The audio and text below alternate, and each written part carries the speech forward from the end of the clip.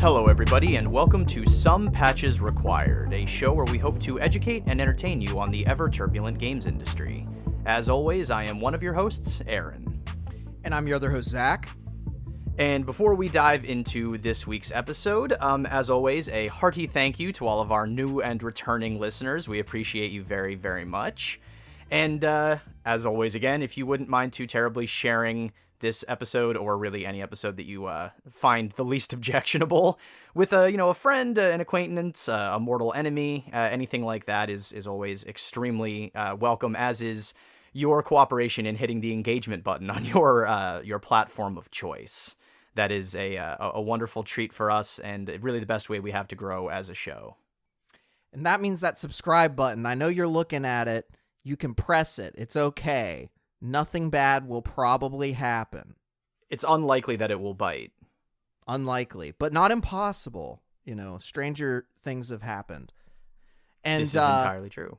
This week, we have a friend of the show on, Chris Knight. He's going to be talking with us about 2D art. He is the principal artist at Polycarp and also started his own art studio, Good Night Studios. That's Knight as in like a knight in shining armor, and clever. Also as in a Chris. I don't actually know what you just said. I just heard Chris, but yeah, I said as in a Chris. Oh, a Chris Knight. You know what that is? That's good. That's clever. Well, what I was also going to say is this is a long one, so everybody buckle up. Get some popcorn, turn on some ambient smell that you enjoy. I don't know where I'm going with this. Save me. I'm bringing up ambient smells. Light a candle. But we kind of talk about a whole range of stuff from his early career, how he sort of broke into this, some of his passions, his thoughts on art in general. And yeah, I mean, I personally had a fantastic time chatting with Chris for the time that we got to have there. And I hope y'all enjoy it as well. And if you, by any chance, are a 2D artist or, are in a community with them and have any similar stories to share about, and here comes a little teaser, how you are getting yourself closer to the mountain, feel free to leave those down in the comments. That is, of course, also a wonderful place to have a conversation, and we'll be dipping in there to see what y'all have to say. But yeah, in the meantime, I don't think there's much else to say, so I think we can pass it off to us from the past future. Hey everyone, as promised, I've got my friend Chris Knight here. He is the principal artist, 2D artist at Polycarp, and the founder of Good Night Art Studio, which is a fantastic name, I may add. Chris, how are you doing today? Doing great, guys. How are you? Well, I'm doing even better now that I learned literally seconds ago that you had a Hobbit-themed wedding. That is magical. I've heard of people having a Star Trek wedding.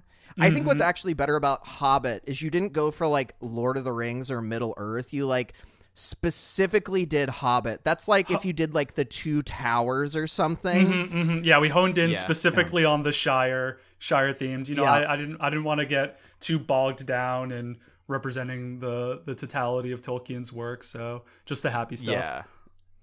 A Silmarillion themed wedding would have been a lot of homework. A little for inscrutable. the guests in attendance. Can I ask a very important question just to sort of kick things off? Please do. If you're only if you're comfortable answering this, but on the note of Hobbit-themed wedding, to what degree did foot hair play a role in the proceedings? Thank God you asked, because I wanted to ask too. Naturally, I'm quite gifted in that already, so we didn't require guests or my wife to put any sort of what do they call, like a merkin on their foot, but a foot merkin. But it turned out all right. I was barefoot. We both were barefoot during the ceremony, so I'm imagining the friend that is fortunate enough to have like no foot hair at all. He's going to the doctor and he's like, I need Rogaine immediately. He's just dumping hair growth serum on his feet. Yep. Like a Looney Tunes cartoon. Yeah, No, I was very fortunate that a lot of my friends were more than willing to really lean into it. So we had some guests in elf ears and, you know, fully decked out wizard costumes and such. So yeah, it was quite an awesome affair. Well, Hell yes. I gotta ask, because, you know, now that we're talking about Lord of the Rings inspired weddings, unironically, what do we think, just real quick before we get into the important stuff, what do we think would be the best movie to have a wedding based on of the official Lord of the Rings trilogy? Because I think it would be Fellowship of the Ring. I think you could do a lot with, like, you know, everybody being in Rivendell. You know, I feel like that's the best movie to theme your wedding around. But I don't know. Maybe like Minas Tirith could hit. Yeah, I mean, the only reason you would go outside of Fellowship is maybe for like the coronation scene at the end of Return of the King. But yeah, in Minas Tirith. But there's a melancholy there. That's that true. That's true. But there is a lot of ceremony. That is fair. I was actually stuck on like, because I mean, I think it's fascinating that you phrased it, Zach, as best movie, because that does, within the Lord of the Rings trilogy, that's a good selection, but you would actually disqualify The Hobbit from that set if we were just talking about the movies. But yeah, I mean, if you wanted just like a super dirty boy wedding, you could go with kind of the latter third of Return of the King, when everybody's just covered in so much dirt you can basically smell it.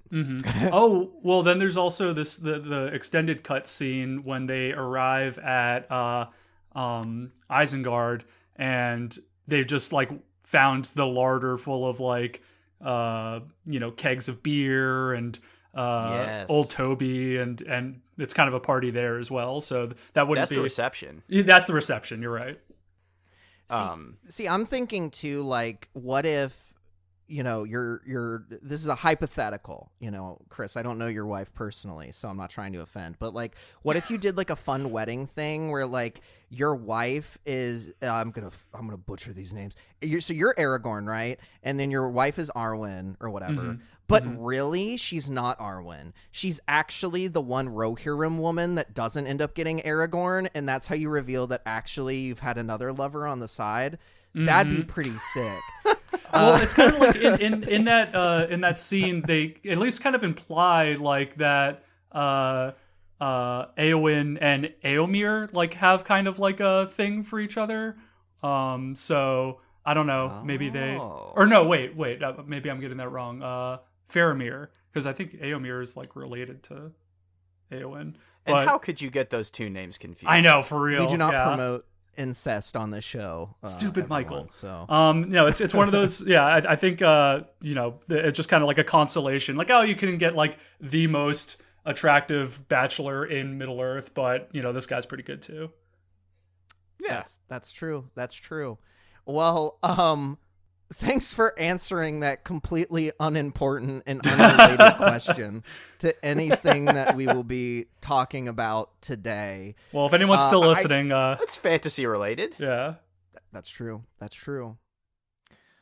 Well, I think that this probably leads into the good segue of, you know, you enjoy games, you enjoy nerdy things. I've seen a lot of your art, and it definitely feels like you prefer fantasy over any other kind of like thematic thing, which I guess really it's like sci-fi or like, you know, a modern kind of world tend to be the other things that games kind of exist in, or maybe like a really like kind of acid trippy kind of universe. I don't know.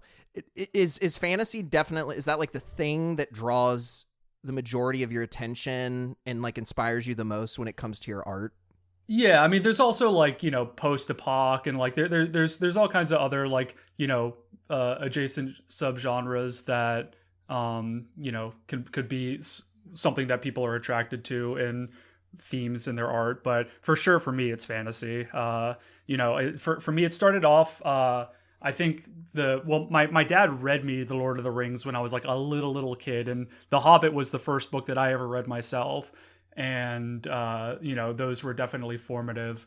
And of course, like early MMOs like EverQuest, and there was just a lot of like, I don't know, like captivating fantasy when I was coming up, and those influences, with the fact that I also got into kind of Greco-Roman mythology really young, and ultimately I think the fantasy genre is just downstream of interesting mythology. So obviously Tolkien was really inspired by Norse mythology, and was a classicist kind of himself, so like he would have had a lot to pull from in Greco-Roman antiquity mythology as well. So it's from like the academic aspect of it to just the fun part of it, fantasy is definitely like my biggest influence. But I love sci-fi and all those other things, Mad Max kind of post-apoc stuff too. But the thing that makes my juices flow most is probably fantasy, and specifically forest themed fantasy. I don't know, you might notice like a theme in my work of just creatures doing their own little things in the forest, and I really like the idea of representing the unknown places in the world untouched by human society, and what those kind of little guys are up to. Yeah, I've noticed a big fae kind of vibe coming from you, which is funny because you mentioned goblins in your one discussion you did for the meetup locally. But I was looking through most of your work, and I was like, I feel like fae is kind of the overarching theme that I see here is that fae kind of like mischievousness and wildness that you mentioned. And I'll just say, I'll show you after the show sometime, but one of my favorite artists is Charles Dalmau, or Dalmo.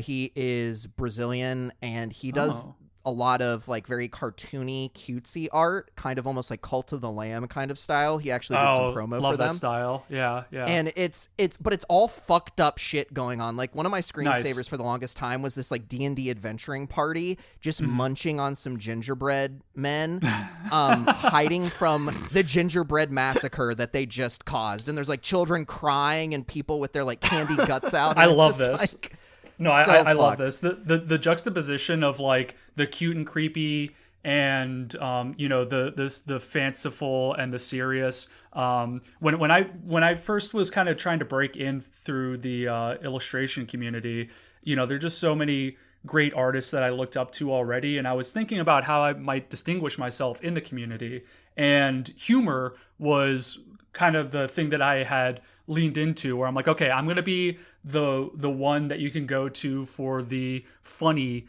fantasy, and that often humor comes from that place of surprise, and like you're saying in that example, the surprise of like the adventurers doing something horrible while the veneer of something cutesy happening is funny. So I definitely want to see this artist. I'm not familiar with them. It's sick stuff. I love it. That's Zak's brand. Just perverse humor. Perverse shit. Well, so much like the problem with fantasy in general, not just in art, but in literature, is that it can take itself too serious, and there's something just so boring about that. I don't know, like I consider it like kind of like the 80s era of fantasy, where no one's really innovating and everyone is just trying to be really before like the grimdark kind of like Game of Thrones or First Law, like kind of seriousness, which I do really enjoy that as well, because it is doing its own thing. But just like the high fantasy seriousness, that just gets so stale. I definitely like doing something that's a little self-aware. It's interesting you said fae is I hadn't really thought about it, but I guess it's pretty accurate. as a big theme, but definitely for personally, I just have this affinity for goblins. I don't know what tapped into my psyche about them, but I like their mischievousness. I like the fact that they're ugly and self-involved and ruled by their id. There's just something very attractive about these little, like, knockover creatures that I just want to know more about, their lives. And I have pugs also, so clearly I just have an affinity for these kind of ugly but in my eyes cute kind of creatures.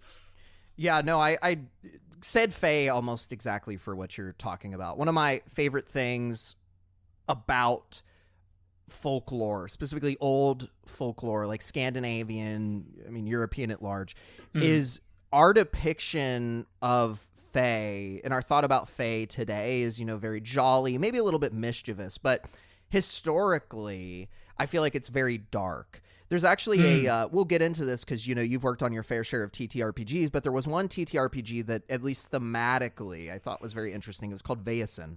And the whole premise was, it was the industrializing world kind of impeding upon these sacred places of Fae and all these nature spirits.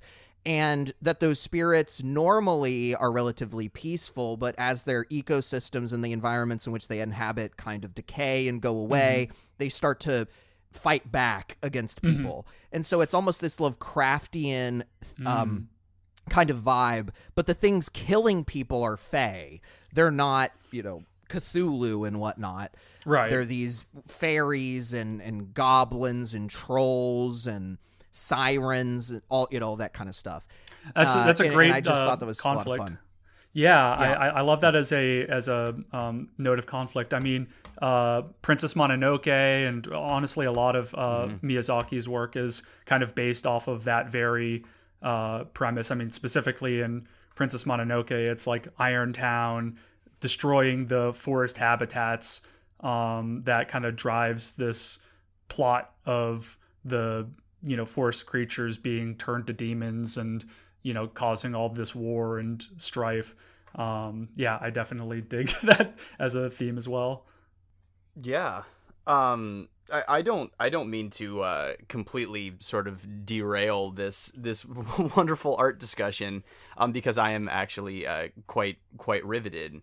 But yeah, I was gonna say, looking through a lot of your artwork, I think intellectually speaking, like the way that you're discussing your art, so much of that comes through in what you make. At least to me, a neophyte. And somebody who is an appreciator of art but is completely incapable of creating it for themselves. I was going to say, just as we sort of progress through linear time, I'm kind of interested to hear a little bit about how you've been able to apply some of these passions into, various projects that you've worked on. If you wanted to speak to any of those, just to sort of establish some of your bona fides. Talk about the clown. Talk about the clown. Could you rephrase the question a little bit? There's a bunch of different directions I could go in there. Yeah, I suppose the most surface level one would be what are some of the projects that you have worked on where you have been able to apply, not just your love of fantasy for one, but just your artistic ability in general. Like games and other projects that you've worked on. Yeah. So, when I started out, I came from a fine art background. The artists that I was really inspired by when I was young were a lot of like the golden age illustrators, like, Leyendecker and Norman Rockwell and things like that. But also artists that were, utilizing the medium of oil painting and fine art and doing kind of more mythological related imagery, like Gerald Brom was a huge influence for me coming up. And once I kind of transitioned out of doing fine art, because it was obvious to me that I wasn't producing the kind of stuff that fine art galleries were interested in, and the fine art world wasn't, creating the kind of content that captivated me. I realized that a lot of these artists, the ones that were contemporary, were doing commercial art for, games that I enjoyed, like Magic the Gathering and Blizzard games. Like I was noticing like Braum had done some work for Warcraft, and I'd say early on, in particular, Blizzard games had they had a really great way of captivating me in the same way that all these other influences I had were in the gaming world. And when I transitioned into illustration, I was focusing on the stuff that I knew and that I was aspiring to. So I just have to mention that through an art house, I got to work on Hearthstone and Overwatch. So those were a couple that I am really happy that I got to touch, because that was kind of, when I first started off going, okay, I'm not going to be doing gallery art anymore. I'm going to try and get some work in the game industry. That was kind of my, my goal is I would love to work for a Warcraft franchise or something like that. And that art style in particular really influenced me, and still has kind of reverberations in my style, even though I've veered away from it a bit. So I've done some work for Blizzard through an art house. I did some work for Riot through an art house. And as far as fantasy stuff, there's a lot of, the D&D is the one that, someone's mom might recognize as a franchise, but there's all kinds of tabletop companies like Paizo does Pathfinder, and Fantasy Flight Games has a bunch of stuff. Numenera's a game I've worked on. I've worked for like French RPGs. So like a lot of my illustration work was done in the RPG or trading card space, and all of that is either sci-fi or fantasy. So I think having a passion for that and showing that off in your portfolio draws the attention of the art directors who are trying to find new artists to reach out to work on their project. So being able to not just have the same old, the generic wizard or the generic barbarian or whatever, like you're trying to just check all the boxes, but kind of having a passion and deeper understanding about these genres can help, like I was kind of just talking about earlier, kind of separate you from the crowd in a very crowded, industry. Yeah. I think I was gonna say, I think that's completely fair, and I think it sort of reflects what I was talking about with the sort of intellectual approach. Just like having spoken with you for half an hour, 15-20 minutes of which are on recording, the degree to which you have a sort of foundational understanding of these worlds and what makes them tick and what you like about them and what about them resonates with you. I can absolutely see that in the art, and I'm glad to hear a story about that actually, working, because you don't often get to hear people who, want to work on these huge, tentpole brands, not brands, that's very crass and materialistic, but like these properties and in these worlds that help to shape them. And I don't know. I think that's very cool. Yeah, I don't think you need to shy away from brands or anything like that as a way of classifying them. Sorry, Zach.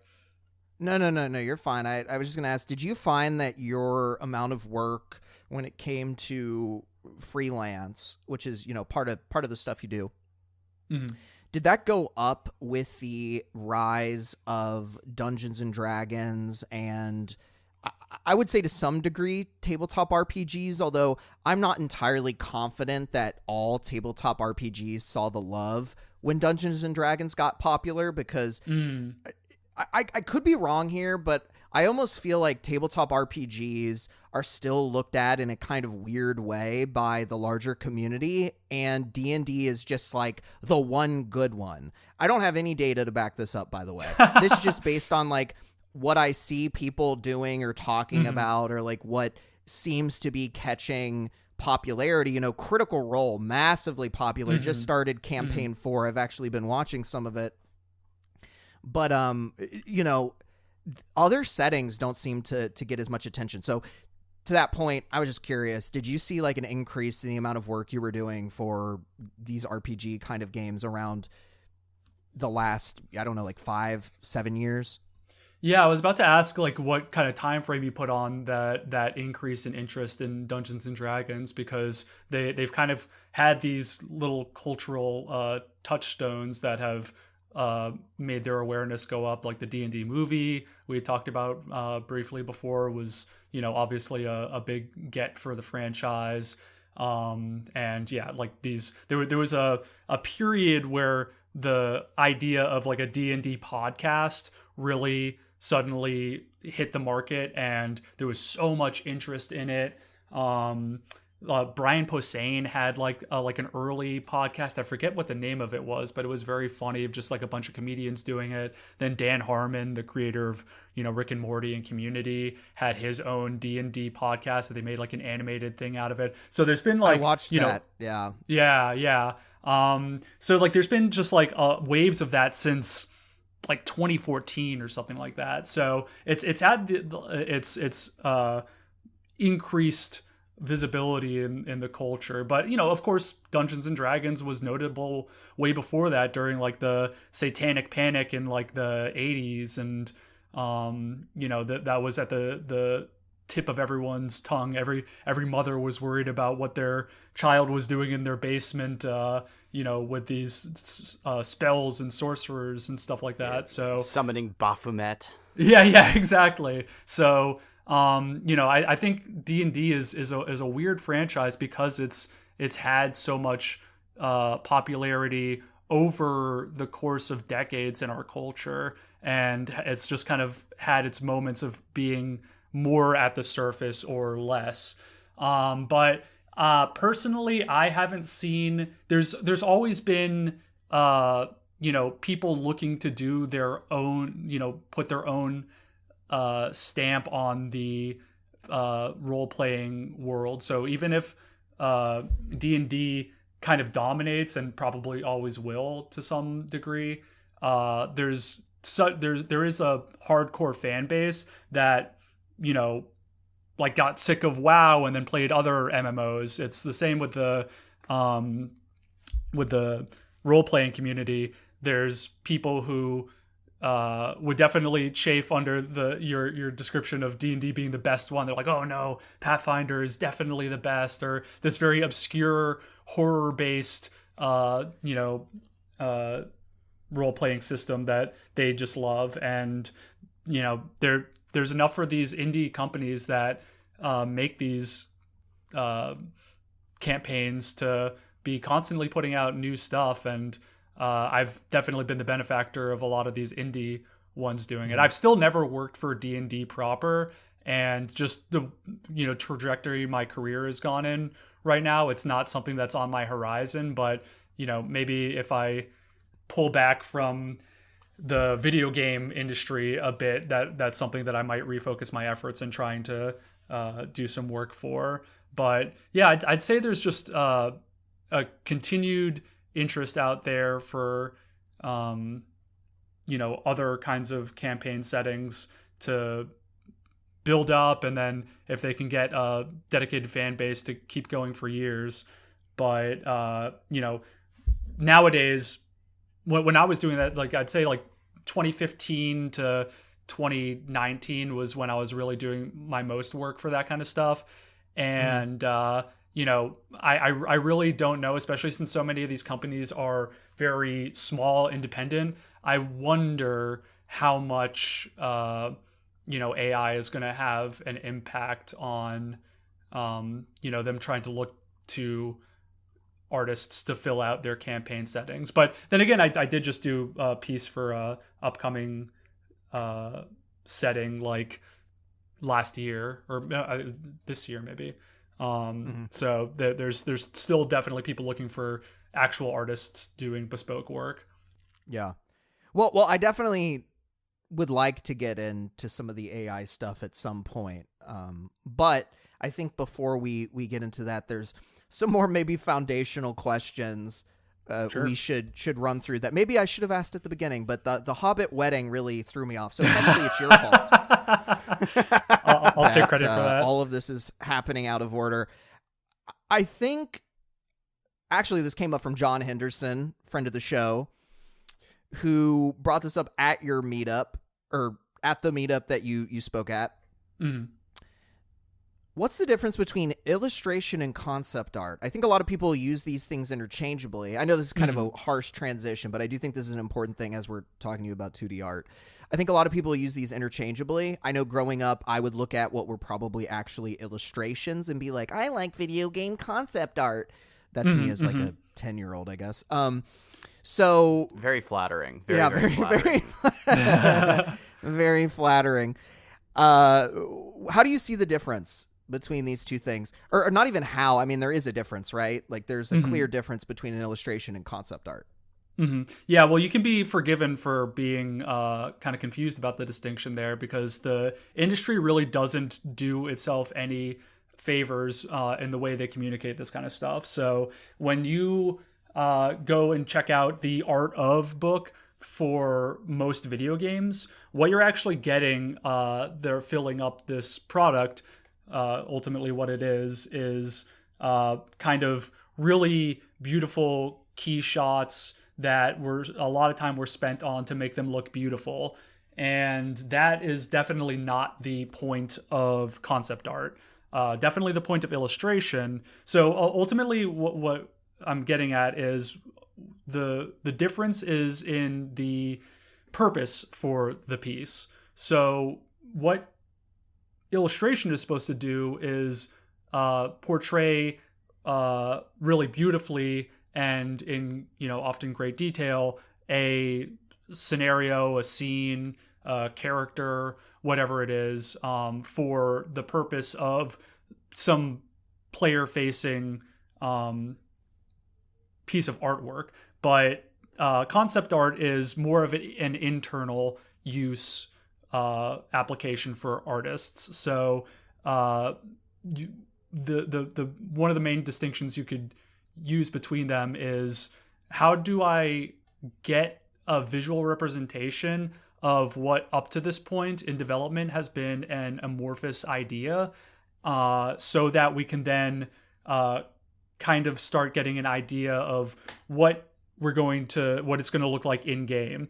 And a concept artist's job is to take a prompt from like a game designer or whatever and try to iterate on potential directions that idea could go in for visual implementation. So one of the key features is low cost. So you don't want to spend a lot of time making a thing beautiful when the main point of it is to just get a sense of what it could look like. And then there can be various stages, that get closer and closer to what might look like an illustration. But then the things that they publish in these art of books are just the last part where, it might still be the work of a concept artist. So they can technically, say like, no, this is concept art. But, it's like the last iteration that will then get sent to, a 3D modeler or something to use as like a really one-to-one example of what to make in game. But that's the tip of the iceberg. Everything else below the water is really rough, sketchy stuff that you really wouldn't want to show anyone who wasn't hiring for a concept artist. That's mainly just used to quickly flesh out ideas and get input as you're going into, refining what direction the idea should go into. Yeah, I mean, it seems like a lot of it, honestly, is just working on silhouettes and shapes and being like, which ones of these do I like? Exactly. Yeah, thumbnail sketches. That's actually my favorite part. of the art process is, what shape do I like for some weird, unintuitive reason? My body's just like, I like this one. Exactly. And, you know, the same way that you can like intellectualize about the origins of orcs and goblins and, you know, the kind of conversation we were having at the start about fantasy, which is, you know, something kind of silly. You can definitely get intellectual about, you know, shapes and stuff. Why does a triangle feel angry and a square feel strong? There's, you know, psychological reasons why we perceive them this way, and those fundamental perceptions definitely play into the concept artist's toolbox.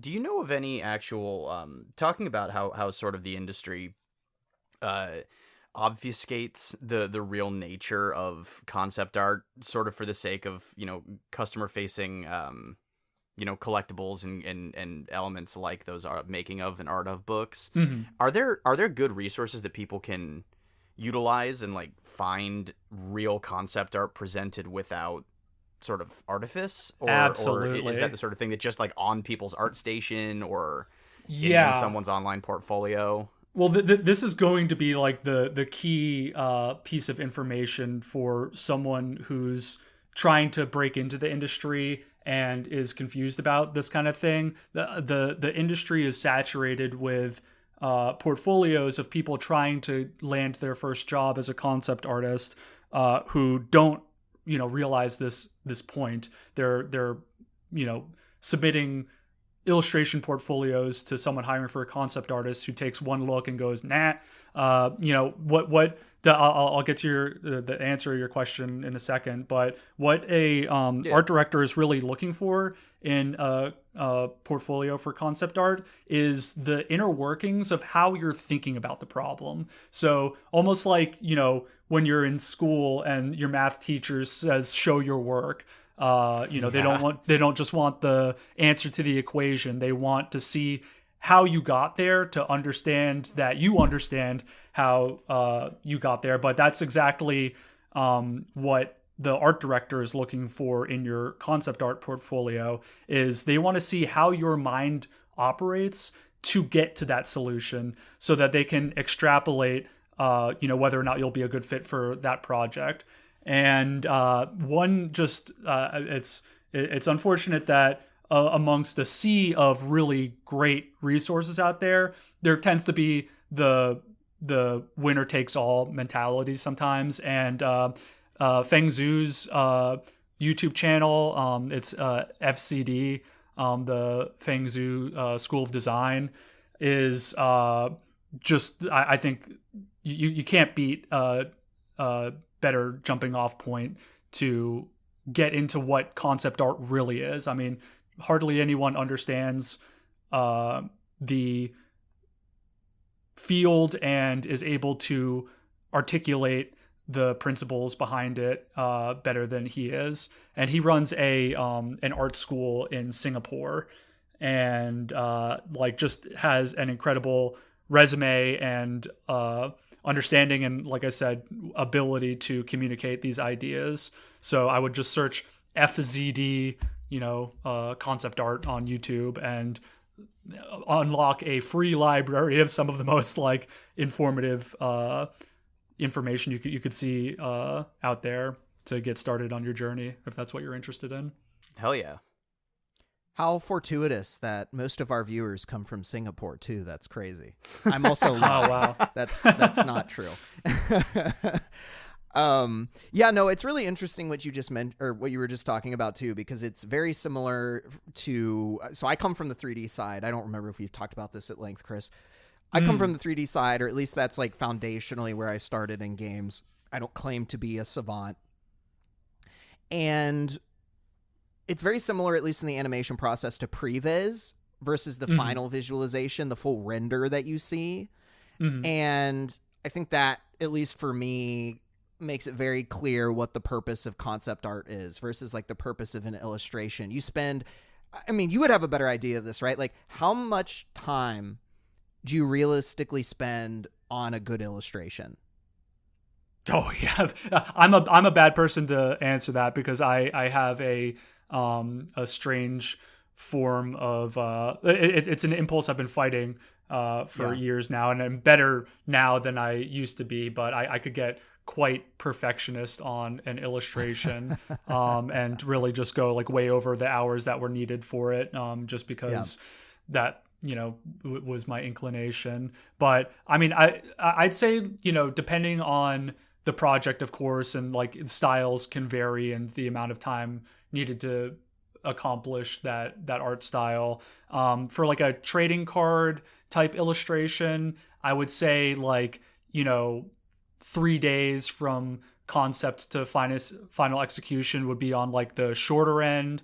For like a full page illustration like you would find in a dungeon guide manual, a week worth of work is, I think those ranges are pretty fair for like a professional, and who's sticking to a regimented work schedule and everything like that. I say that because artists can often be somewhat degenerate, like just sitting at all hours in front of their tablet, just whiling away.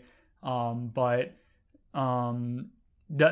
say that's like a fair window of time for a professional. Whereas, concept art, I mean, you need to be able to pump out a ton of work every day, to be competitive.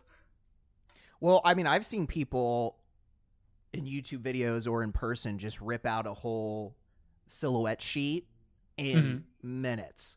Because to your point, I mean, it's not pretty. I feel like half the time they're not even necessarily like shapes that match like a humanoid. Like it's a feeling, and then you can even like clean it up a little bit using like the negative space and erasing things to kind of adjust and whatnot. But yeah, it's just so much quicker. It's almost like the guidelines you'll see on art, especially if you watch any person on YouTube, as they're just kind of making circles, and then suddenly it's like, oh, there's a thing there. Your brain snaps and it's like, oh, this is a person, or this is a squirrel. I don't know why a squirrel is what came into my mind, but yeah, I mean, as you're saying, that's a pretty massive time difference. Well, I think also the quality of what that person's experience level is informs how quickly they can get to a solution, and also the level of concentration. I think that's one thing that's like really overlooked in this kind of work is the amount. It's really cognitive work in the same way that a coder might be. We're applying different skills here, but it really is requires deep concentration and effort of visual reasoning to get to these things. So some people are able to tap into that more easily than others, and that can definitely change how quickly they're able to problem solve on the page. Yeah, no, definitely. That makes sense. Well, I think one of the other things that's pretty unique, at least about the way that you tell your story about art and getting into art, is that you went through a kind of interesting route. And I'm sure I could be wrong, Aaron. I'll need you to let me know if I'm right in assuming this. But Aaron, would you like to know more about BJ the Clown? That is all I want. That is all I want. So I guess to turn that into a question, you worked in a bowling alley and you worked for a clown based on the chat that you had with us. And it was all part of this concept, this analogy to pursuing the mountain in the distance. Can you elaborate on that while also, filling Aaron in on BJ the Clown? Yeah. So and what an unfortunate name for a clown. Truly. I feel like and it was a she, leaned into that a little bit, but does that make it better? I don't know. Kinda does. I don't know. I feel like there's a certain degree of self-awareness to that there has to be I respect. can kind of get behind, as opposed to just like, yeah, I'm BJ the Clown. Yeah, right. Well, the concept of the mountain is something that I'm entirely swiping from a commencement speech that Neil Gaiman gave, and he's the kind of guy that you can take advice on as far as like pursuit of a creative career, but I wouldn't stray too far from that for taking advice from him.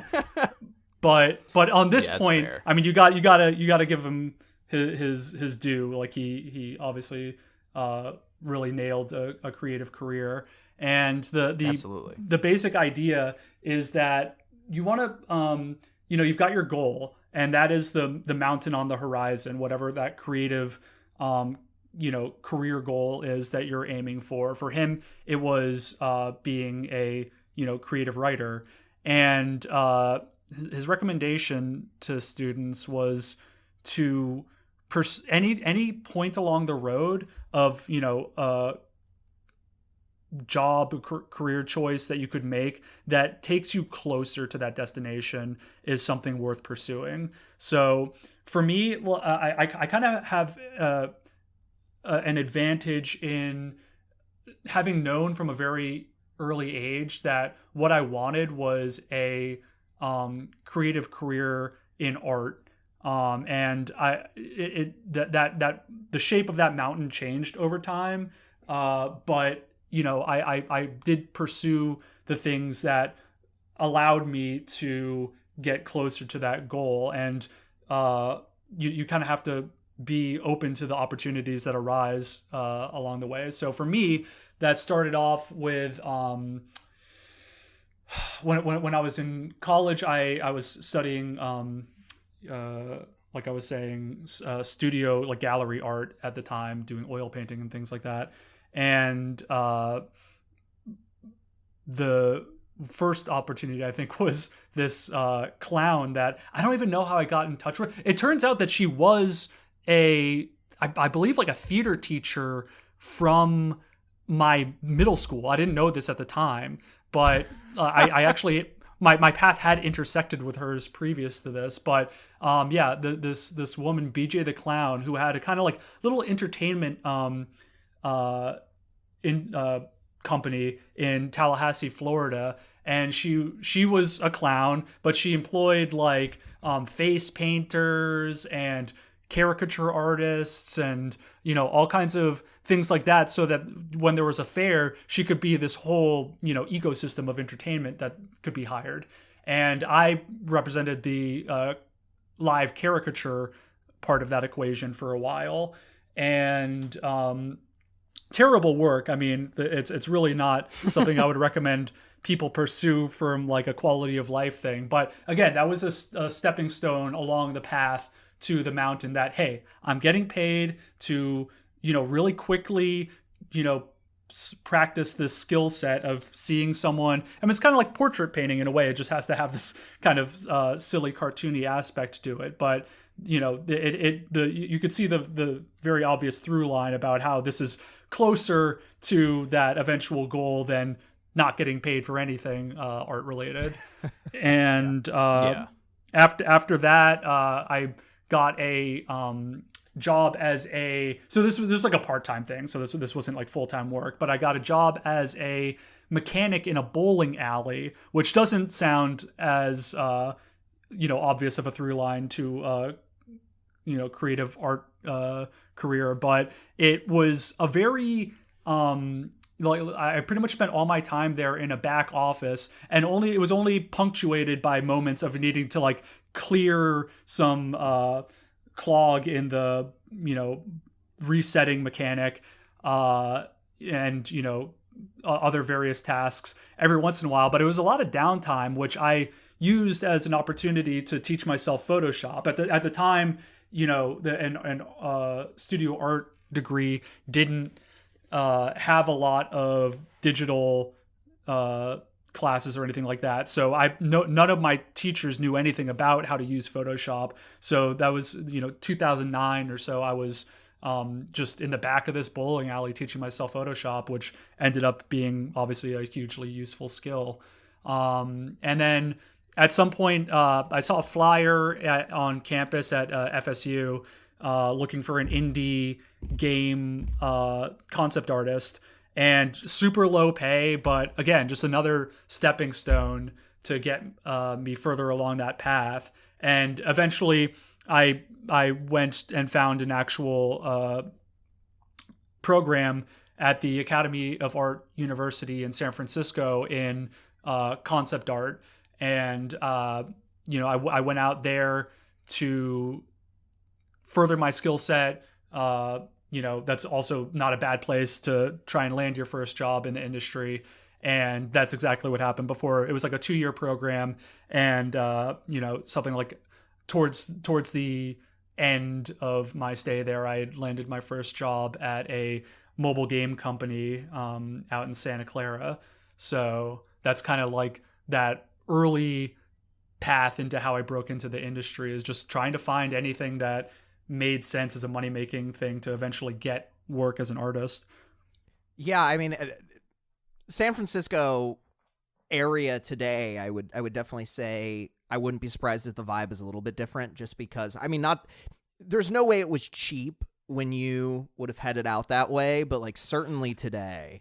It was just changing around. So I moved there in 2011, and it was just kind of going through a transformation of becoming out of control expensive at that time. I kind of hit the wave both there and Austin of, finding this place, being like, oh, this place is so cool, man. It's really starting to get up there in price a little bit. And I kind of see the tech industry as cultural locusts who hit a place that's like really hip and then just transform it and raise the rents and gentrify the whole place till it's unrecognizable. But but by the time I left, part of the reason I left is because the housing market had just gotten absolutely out of control. And at that point, the company that I was working at had shuttered, and I was working freelance, and I'm like, why am I still paying California prices if I'm not actually required to be at a studio to have my job? So that's eventually what led me to Austin. Yeah, no, to your point, Austin, although I will say it feels like our prices have stabilized a little bit, at least from a renting perspective, which is good. But for a while it was like, I mean, granted, I got some pretty sick deals when I first moved here. I think I was only paying like $700, $800 a month, which is wild. Yeah, to think about now. Yeah. But we have different pressures here than in San Francisco. They have a publication called 7x7, which is a reference to the fact that San Francisco is a 7x7 mile city, and you're kind of geographically locked in. So the ability for Austin to kind of expand and have more housing options is part of that price regulation that San Francisco doesn't have. It just, the pressure keeps building and rising housing costs out there. Well, what's crazy to me is I'll even look at like Ohio, where I'm originally from, and Aaron's in the area. And like, it's not even that much cheaper rent-wise. Well, a lot of the places I'm looking at, it's like functionally the same. Like, I don't know, Aaron, what's kind of the situation where you're at? Because I know you're in Michigan, right? Or are you back on the Ohio side? No, I'm in Ohio. Okay, you're on the Ohio side. What is the rent situation for like an actual livable place where you are? I mean, in the Toledo area, it's kind of weird because Toledo is, Toledo. Which is not exactly the most shining sort of affluent city on the planet. Not a bastion of technology. It is not exactly a tech hub, no.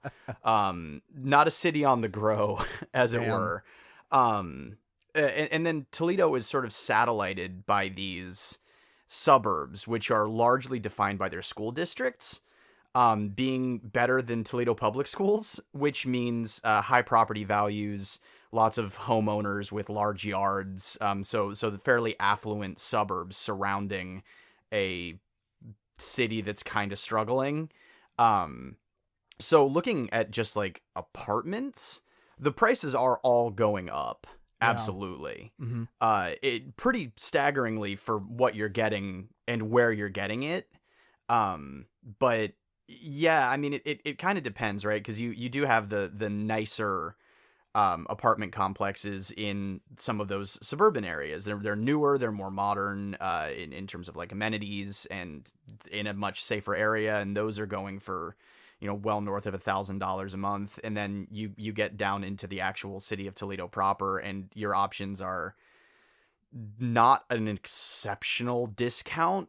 And you're also in an apartment complex shared with Section 8 housing, which is very interesting in terms of the economics of what they think they can squeeze out of people who aren't on Section 8. So yeah, it's not great out here. I don't think it's great anywhere. Yeah. But yeah, in the Toledo area, it's definitely getting more expensive. Well, so part of the reason I'm asking, to your point, getting more expensive even in Toledo, Ohio, one of the more affordable places. Chris, what's your take on, how do I want to put this? There's this thing in games where I think some people are cut out for it, and there's some people that not. And I want to clarify when I say cut out for it. I don't mean that they're not talented or they couldn't do it. But what I mean is I started in 3D art. And Aaron, if you have any anecdotes that relate to this, like, feel free to share. I started in 3D art. I very quickly learned I liked 3D art, but I did not love 3D art enough to be good at it. Like, the amount of time that I would need to spend to become a professional 3D artist was not the amount of time I was willing to throw at it. And I would say, just from knowing about 2D art existing in that, shared kind of space, I would say it's even worse for 2D artists. Anybody can pick up a fucking pen and or pencil and work on stuff and be diligent. And there's a whole video where PewDiePie, the YouTuber, learns how to draw over the course of a year, and he gets really fucking good. So if you're willing to put in the time, like, you can become very good very quickly, and then, you start getting diminishing returns. But my point with this more is, where do you see this, like how do you know if being a 2D artist is, like, realistically something that is going to work out for you? Because I think there's a level of, like, suffering, just being completely candid, that you have to, like, deal with in games if you want to be a game developer. You're not going to get paid as much. That's just the reality. And then on top of that, you're doing 2D art, which unfortunately I feel like is underappreciated. So it's almost like you do need this passion and this love to this really high degree to really bear, fruit in this career. Like I said, Aaron, I don't know if you have any kind of, like, a similar vibe to that. I know you were more on, like, the technical side, and then obviously had an interest in journalism, but yeah, I mean, my trajectory there was more along the lines of, I don't know, I'm not good at doing things halfway most of the time. And so, yeah, I started out on the programming side of game development, and it was a lot of self-teaching and figuring out what works and what doesn't work, and then breaking something and all the normal programming shit. My sort of big thing there was more, it was kind of double multifaceted. One, I have a logic brain, but not an exceptional math brain. So the degree to which I would have needed to form a foundational mastery of math and the more arcane elements of programming in order to be competitive in that space, against, CS majors and people who were, a lot more devoted to the actual process of programming than I was of course something that I didn't feel like I had a strong enough passion for programming itself. I liked making things. I liked seeing the things that I made make things do things.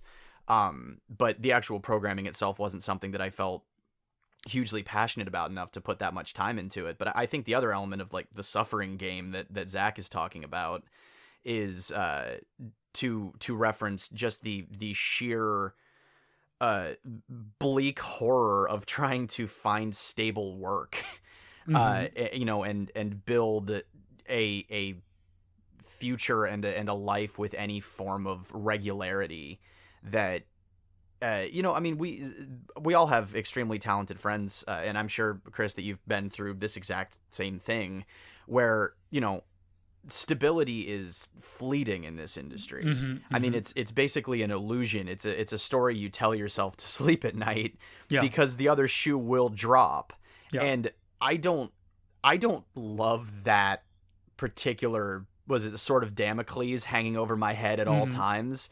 I don't think that is a vibe that I jive with in terms of trying to, live my life and build my career that way. There's obviously always those factors in any job. I've been laid off. It happens to everybody. But that for me was more the thing, which I think is also probably to some degree related to Zak's thesis on I probably just didn't have the stick-to-itiveness in order to power my way through that A, constant rejection, and B, instability to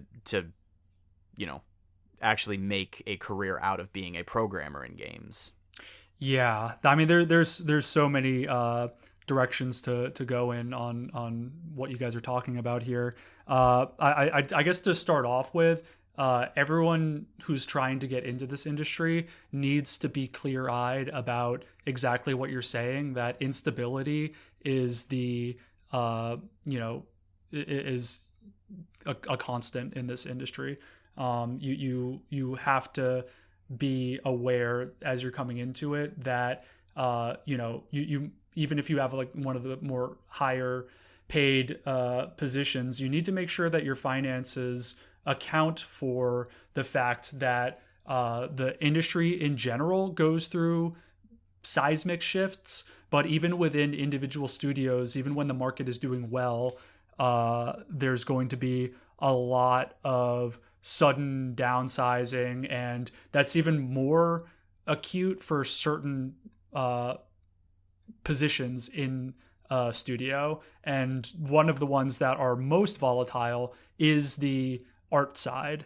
So there's kind of like a hierarchy. I've known plenty of people in the game industry who, if you said this kind of thing to them, they would kind of raise an eyebrow and be like, "Oh, I don't know what you're talking about. I've been working at the same company for 9 years." There's kind of nice. Yeah. I mean, there's a certain continuity of being, I can't identify exactly which ones have that level, and it really does depend on the studio as well. But it's not to say that like nothing is stable no position is somewhat stable in the game industry, but certainly on my trajectory, it's a constant, and the industry is as bad right now as it's ever been.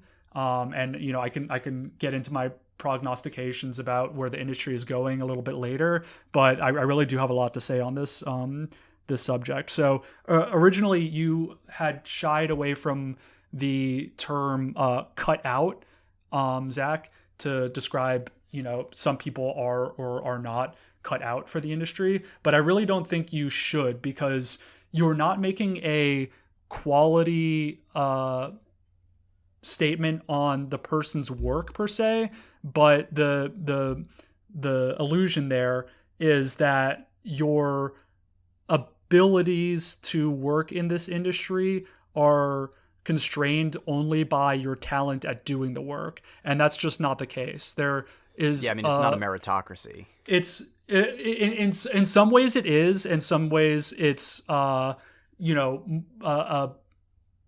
skill set. There's things outside of the actual work that you do that will determine your ability to get work and maintain work and have longevity in the industry.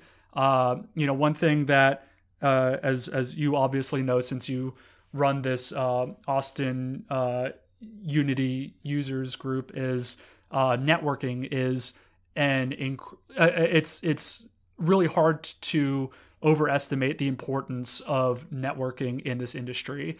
And you can be the best artist that there is, and if you're working in isolation and your only avenue for applying to jobs is cold emails or online job applications, it's possible for you to break in, but it's so much less likely.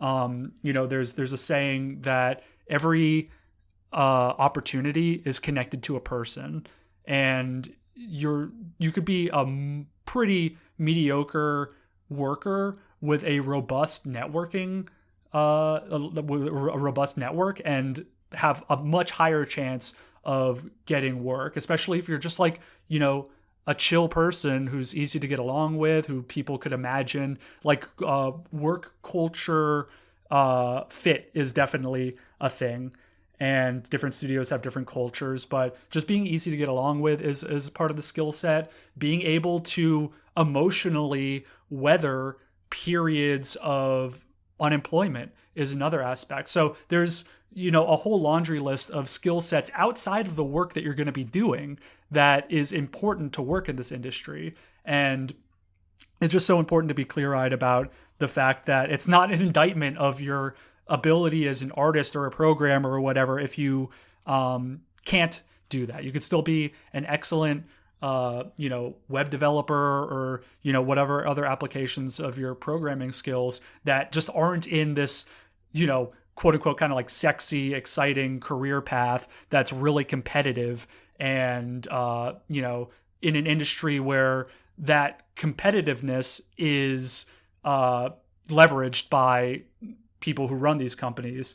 There's a lot of downward, like, Blizzard, for instance, is such a sexy company, or at least it used to be, for how big like their titles were and how much of a fandom there were, that they leveraged that to, they paid below average industry rates for all kinds of positions based on the fact that they knew that this was the quote unquote dream job for a lot of people.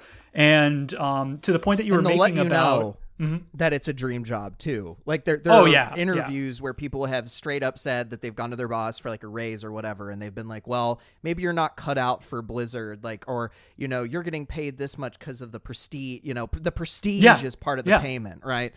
Yeah. Oh yeah, they're so cynical about like the fact that they're leveraging people's passion against them in a financial way.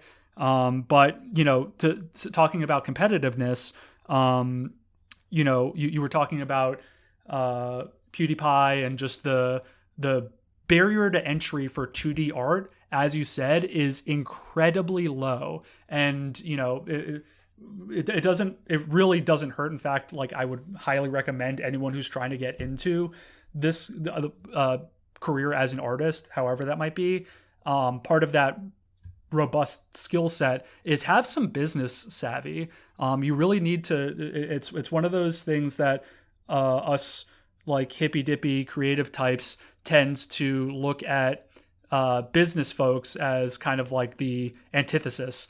But you really, if you're going to be an artist, you are a business person and you need to have that skill set. And one of the principles of deciding, what kind of career path to go down, one thing you have to think about is what's the barrier to entry for this career, and that will determine how much competition you're going to have, and that level of competition has a direct pressure on what kind of salary you can negotiate for. And as you were saying, all you need is a pen and a paper to get started, at least as a 2D artist. And the more the industry and the economy in general has globalized,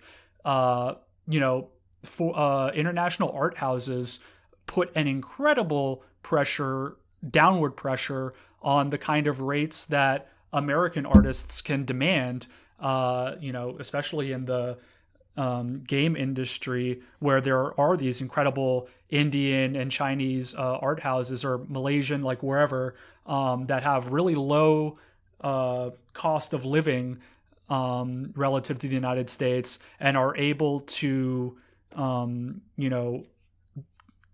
effectively operate their business at a much lower salary. And just, it's just, I don't begrudge any of these studios for just trying to have a good breakdown of their expense to profit ratio. But there are plenty of incredible artists in third world countries that you are competing with in a international community. So, for the 3D artist, at least you have that moat that barrier to entry of having to know software and like a 3D software, which is a bit more complicated than Photoshop, which is now, you can't get a job in the game industry with a pen and paper portfolio. That's not going to fly. But there's it's much easier to get your head wrapped around Photoshop than it is like Maya or Blender or something like that. So that's always something that you have to keep in mind is how can, if I am going to become a 2D artist, how am I going to make my skills, as Cal Newport says, rare and valuable? So maybe it requires a combination of skills that, it's not just anyone who, grew up watching anime and did drawings of Goku can get this job. You're never going to be able to outcompete the global market on a job like that. You have to do something that maybe is a little less sexy. Maybe you're not, doing the character concept artist. Maybe you're doing props or something like that. Something that is a very valuable and needed skill set in the game industry, but less people are vying for that role. So there's that aspect to it. And I'm trying to circle back to the one of the pointed questions that you had regarding this. Maybe you could remind me. Well, I mean, I think you've done honestly like a pretty good job of elaborating on the things I was kind of interested in you elaborating on. I'm also looking at the time here. I think we'll be good for probably 2 more questions. Do you think that's fair, Aaron? Yeah, I mean, we still have time. Okay. I have a quick one, and then Aaron, if you've got one, I'd love for you to close us out. This is just related to some of the stuff that you've been talking about, Chris. If you're not able to get into like a lot of the details here, it's completely fine. But I've got a few people who I've become close with within like the last year who, either have their own studio that they co-founded, they founded, or, in your case, you run your own art studio. And last we spoke, it sounded like you had some people working under you. Related to the point that you just brought up, what I think is extra hard is for specifically American workers in games is, and normally I'm not super like pro-business in this kind of a way, but I actually think this ends up being pro-worker. The fact that our benefits are tied to our employment makes everything in the US so much worse for games. Because I was talking with a friend who just started a mobile game company, and I was asking him like, oh, how are you approaching recruiting? Are you looking for full-time? Are you looking for part-time? And he told me that he had a conversation with one of the CEOs in Austin in the VR space that has multiple companies at this point. And that CEO, who I'm friends with, told him, rely on contract workers. It's easier to lay off or fire a contract worker if they're not a good fit. If you hire someone, then you could potentially ruin that relationship. If something happens and you can't have them on the team, it's easier to manage that relationship from a contract position. And outside of that, it's also cheaper. And like, these are small businesses in the grand scheme of things that I'm mostly talking about, right? We're not talking about like large corporations. And so I just find myself in this really weird spot where it's like, I really, really hate contract work. I've seen contract work literally hurt some of my friends in games. Like physically, they need health insurance. They're having to ask for money because they can't pay back all these medical bills. I hate contract work. But like, it's kind of unavoidable, at least in the indie space, because these people literally cannot, people are expensive in the US. Yeah. And so, I'm just kind of curious what your thought process around hiring and managing all that is, or even if you just have any thoughts based on what I was talking about, because I've had so many people talk about part of the problem for Americans is they have to provide health insurance because the government does not, do that for Americans. Right. Yeah, I'm just curious, if you have thoughts on this since you run your own business. Well, I'm glad you prefaced it as a quick question to break down the economic stuff.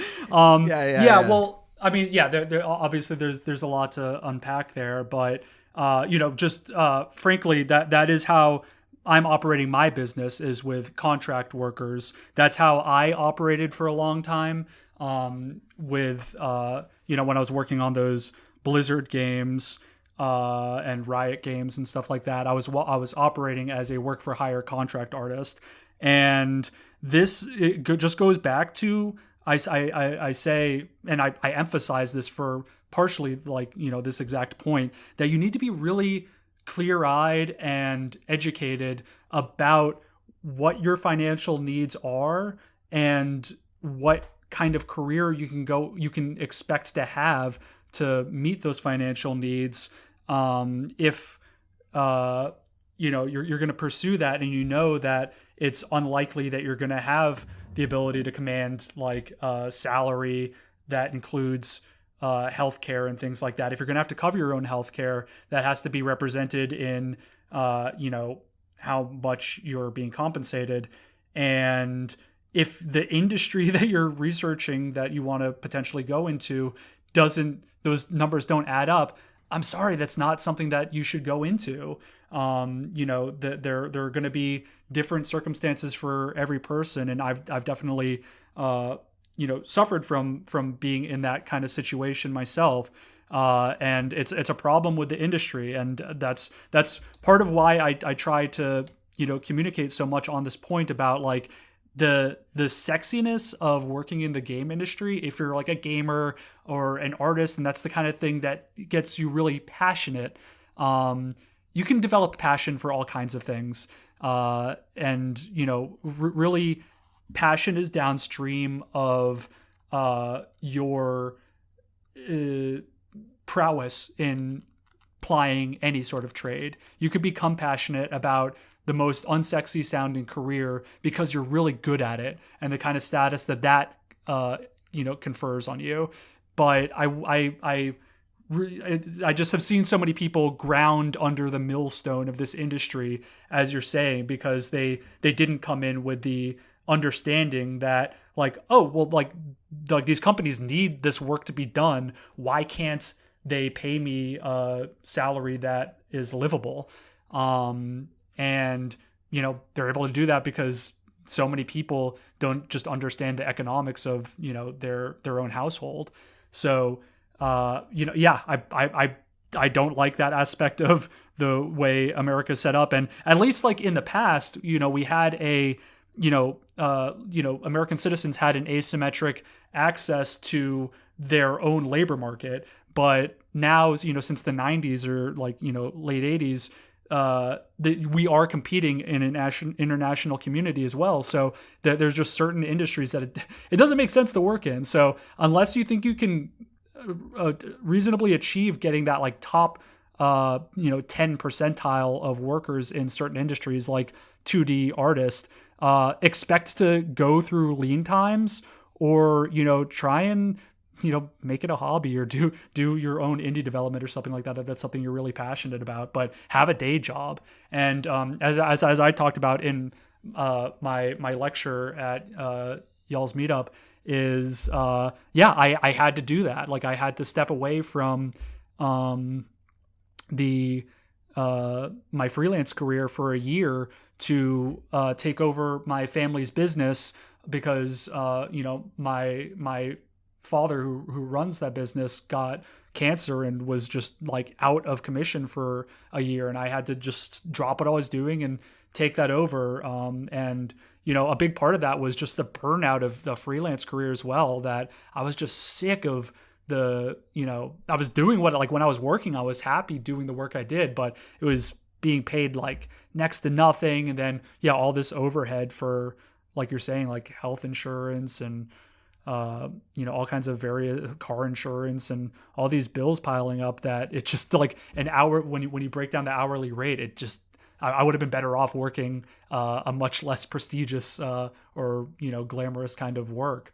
So yeah, I mean, I'm definitely not the person to come to for a rosy vision of this. I want people to truly understand how dire it can be, and how capricious this industry can be, and how predatory it can be on your passion for games. It's often a requirement to get into it, because why the hell else would you work in this industry if it's not something you really desired to do as like your calling?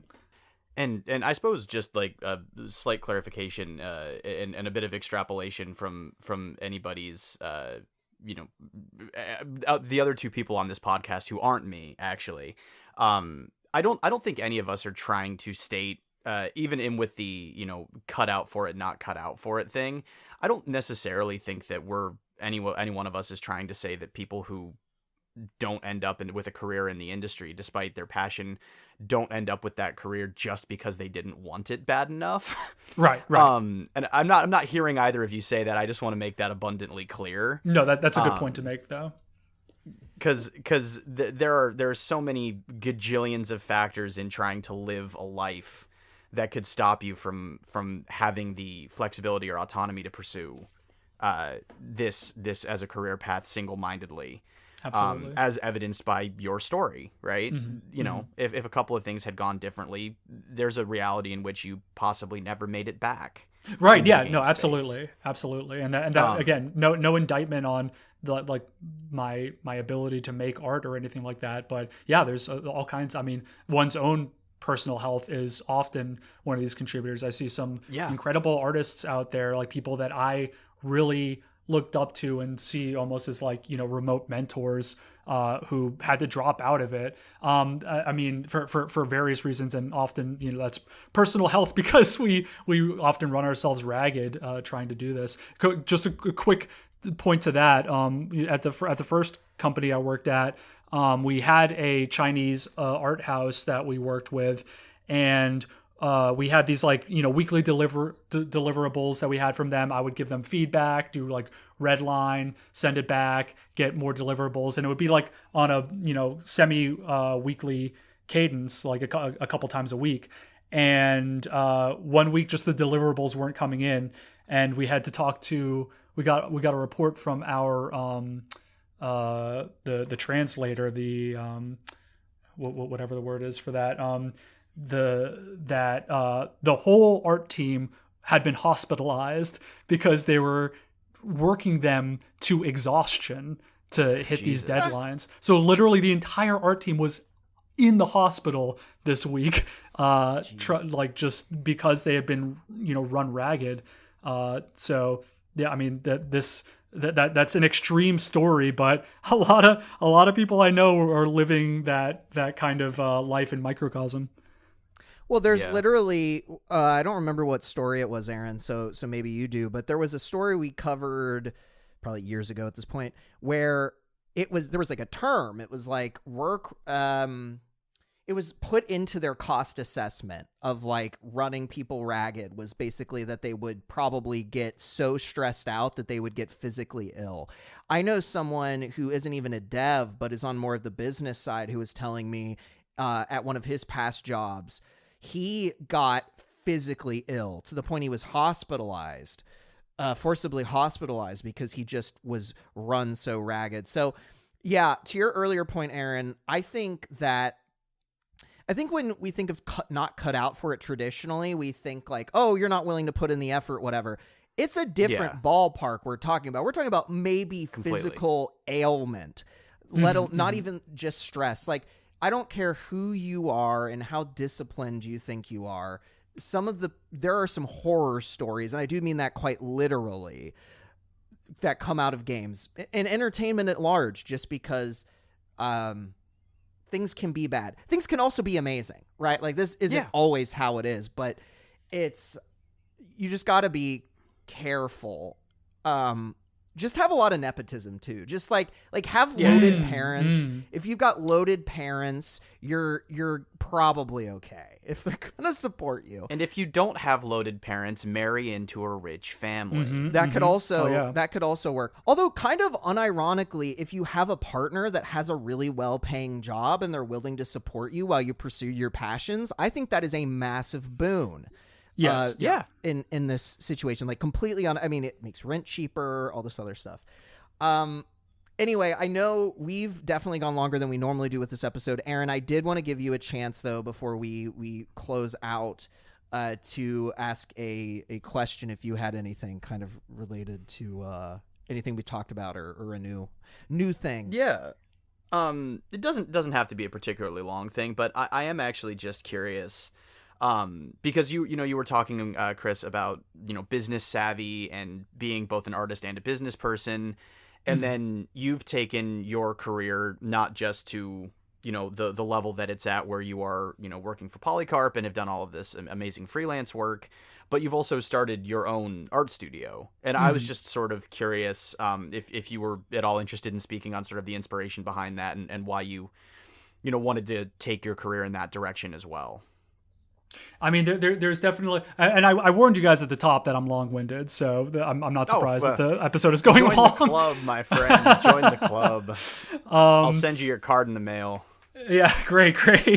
So, I mean, there are kind of, I'd say, reasons that I can identify, intentionally, and maybe just kind of environmental parts to that. Like I had mentioned, my family runs a business, and that had always kind of been in like the background of my childhood and everything like that. So I guess the barrier to entry of seeing myself as a business owner, felt a little bit just more natural.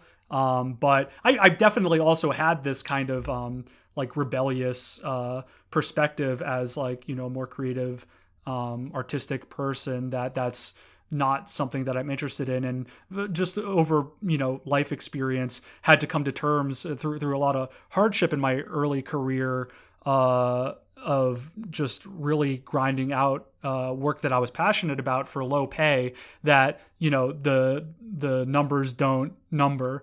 And I have to be realistic at some point about if I want to do this, what are the ways that I can create longevity for myself? How can I be more marketable? And definitely one inspiration for me was Trent Kaneyuga, who runs Aquatic Moon, who I worked for various years on various projects between 2015 and 2020, maybe 2021. And he was a Blizzard artist who, just an incredible artist, and has his own YouTube channel. Maybe people could check out for more information about, a real insight into what it's like to be a 2D artist in the game industry. I think it's also called Aquatic Moon, which is the name of his art studio. And, just in part, like diversifying what kind of, like skill sets I want to develop. In the last studio job I had was at Machine Zone, which is, goes by MZ. They had a lot of these like early, like really successful mobile games, like Game of War. And I had a lot of oversight on outsourced artists, giving a lot of feedback, and in a way like managing their work. So I got to develop some skills there, and at previous jobs I had. And it just became obvious to me that was something that was in my wheelhouse, that I can be giving feedback and moving more into like a slightly managerial role. And if I, as a 2D artist, you're constrained by an hourly rate in work that you can produce. But, if you want to change the equation there, you need to, one avenue you could take is, expanding your output by having other artists that are working for you. So if you're able to secure enough work to turn down work, what you could actually be doing is, hiring another artist that you manage to be taking on that extra work. And that's kind of what I've been trying to build towards. That was the inspiration for getting my art studio up and running, is the idea that, if I am lucky enough, which I have been in recent years to have more work coming in than I could take at once. I'd like to, still capture that, get work for other artists who are looking for it, and, just operate that, at least at my scale, which is very small, a business of creating art solutions for game companies, and whether that be like video game or tabletop. That's awesome. Sweet. Well, before we end, I would just like to give you a chance to plug anything that, you're either working on, if you have any exciting projects that you're able to talk about. I mean, it could really technically be anything, right? It doesn't even need to be like a thing just for you. It could be something you care about.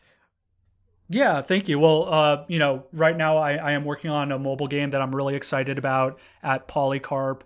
I am doing this through my art studio, but I'm essentially working as principal artist consulting at this company, and we've been working on it for about, coming up on 3 years now, and it's probably still going to be another year in development, but I'm really excited about that.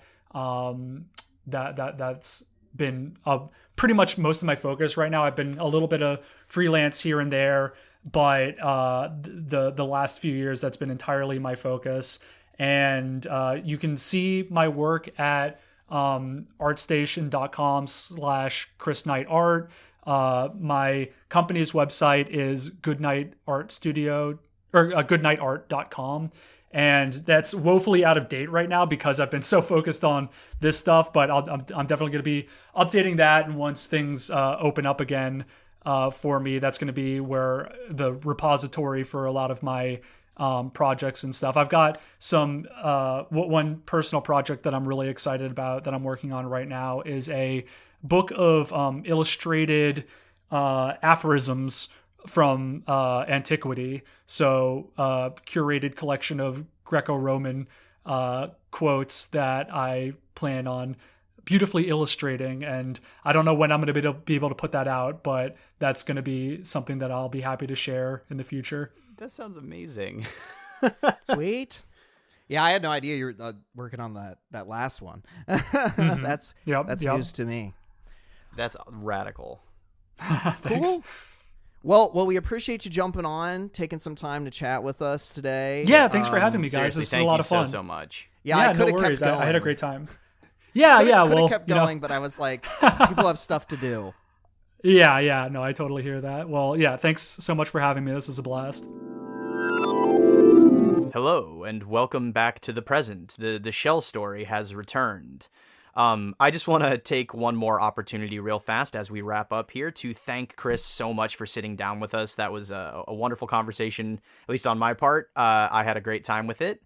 And thank you, Chris, so much for sitting down with us and sharing some of your insights. And while I'm in such a grateful mood, I would also, Zach, if you don't mind too terribly, I would like to thank Beach Girl. Is that okay? I think that's okay. Okay. I think we're contractually obligated, actually. Yes, it was an ironclad legal requirement that we must thank Beach Girl in every episode. They're very litigious. No, not to the best of my knowledge. But yes, Beach Girl, worth thanking for our outstanding intro and outro music, as well as a fine library of songs that you can find just about anywhere digital music can be procured. The library is looking a little bit sparse on Spotify these days, so you can also check out some of their work under the name Electric Guitar, which is something that they had published music under previously, and it seems still do to some degree. So feel free to check out Electric Guitar as well. But yeah, thank you very much to Beach Girl and Electric Guitar. And I would like to thank E. Art, also known as Mosscat Market, also known as, apparently doesn't have an Etsy page anymore. So thank you to the friend of the show that let us know that that's apparently no longer a thing. But fortunately for you, Mosscat Market still has an Instagram, so you can enjoy all the visual splendor without having to pay money. Of course, if you wanted to spend money and get something now, you can't do that. But, life's hard. Sometimes you don't get what you want. But we got what we wanted, which was the wonderful art of Mosscat Market. thank you so much. We appreciate your support. And with that, I also actually wanted to say thanks to Chris again. And I also very much enjoyed talking about little hairy foot toupees at the start of the episode. So if anything, that was what I got out of this episode, and I will die remembering that. The fact that we are on record talking about foot merkins is something that I will, of course, treasure until the end of my days. And it will be brought up in Congress if we ever are present. Naturally, yes, of course. Did you ever talk about foot merkins? It's like, oh, fuck. Are you now, or have you ever engaged in a conversation about foot merkins? Honestly, I would probably forget, because I can't tell you I actually know what a merkin is, but I'm going to look it up immediately after this. Oh, you're in for a treat. You're in for a horrifying treat. We'll have a whole... Well, Zach will... You'll enjoy yourself down there, Zach. I think you're in for a treat. I see what you did there down there, because feet, haha. Anyway, I want to thank everybody for listening. Thank you, Aaron, for bringing merkins into my life. And with that, I think I'm signing off. Thanks, everybody. As shall I. Goodbye!